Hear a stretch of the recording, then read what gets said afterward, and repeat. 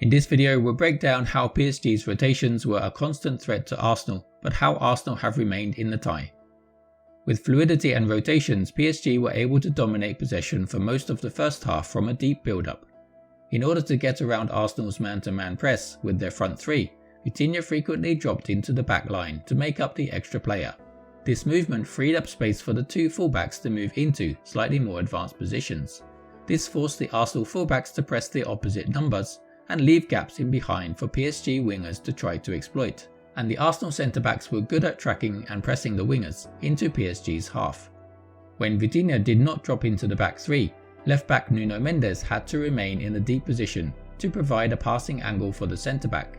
In this case, Mendes was pressed by the Arsenal right winger, meaning that the PSG wingers could be pressed by a fullback, leaving the centre-backs in areas where they could protect the centre.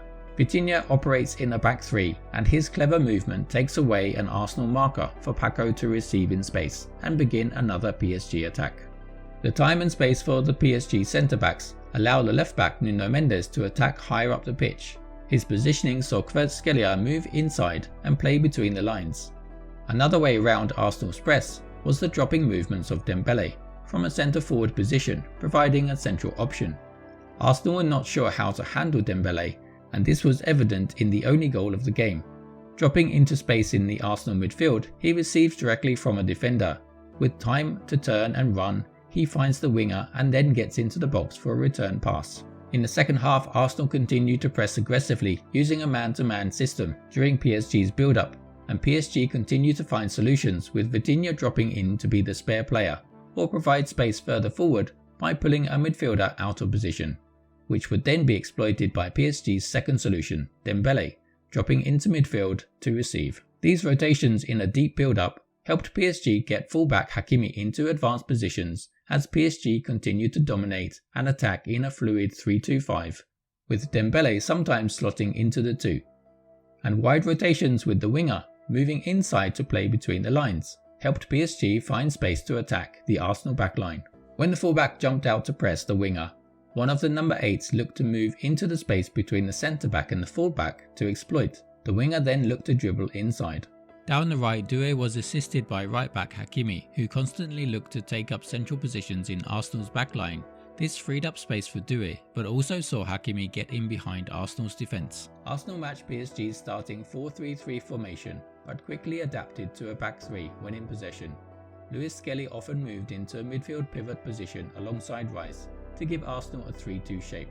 Trossard and Odegaard supported under the wingers, occupying the half spaces and providing a link to the wingers. Their positions often drew out a centre-back, while the full-back covered the winger. This left space for Arsenal to attack. Playing in a deeper role, Mourinho was often the player to occupy centre-forward positions, joining the attack from deep. Arsenal tended to use the keeper Raya frequently in their build-up to split the centre-backs and take up wider positions in order to have access to the fullbacks or centre midfielders. PSG were intent on covering the two Arsenal pivots in a 2-2-2 narrow structure. Two of Arsenal's centre midfielders covered the pivots while the wingers pressed the centre-backs.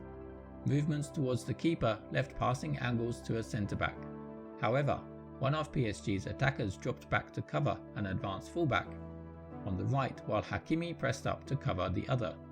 This didn't leave Arsenal with many options for a short pass. Arsenal needed to commit their attackers into the midfield in order to build possession from deep.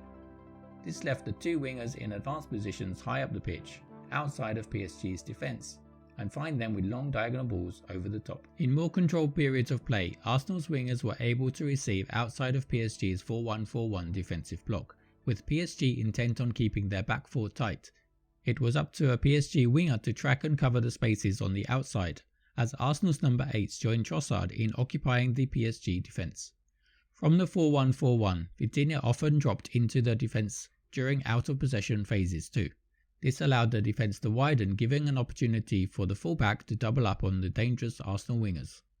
In order to give more threat to the wingers and create more from the flanks, Lewis Skelly would push up and support under Martinelli.